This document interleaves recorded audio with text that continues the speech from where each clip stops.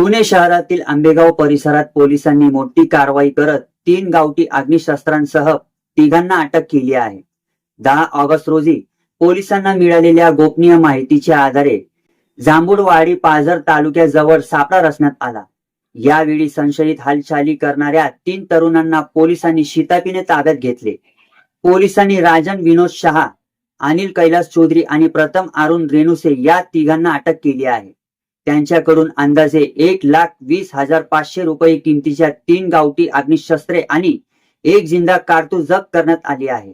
या प्रकरणी आंबेगाव पोलीस ठाण्याच्या आर्म ऍक्ट आणि महाराष्ट्र पोलीस कायद्यानुसार गुन्हा दाखल करण्यात आला असून 3ही आरोप्यांना अटक करण्यात आली आहे. वरिष्ठ पोलीस अधिकाऱ्यांच्या मार्गदर्शनाखाली आंबेगाव पोलीस ठाण्याच्या तपास पथकाने ही कारवाई केली आहे. या कारवाईमुळे परिसरात बेकायदेशीर शस्त्रे बाळगणाऱ्यांवर पोलिसांची करडी नजर असल्याचे पुन्हा स्पष्ट झाले आहे. मी शहाबाज शेख, आपण पाहत आहात बातमी महाराष्ट्राची, महाराष्ट्र मार्शल टाइम्सवर.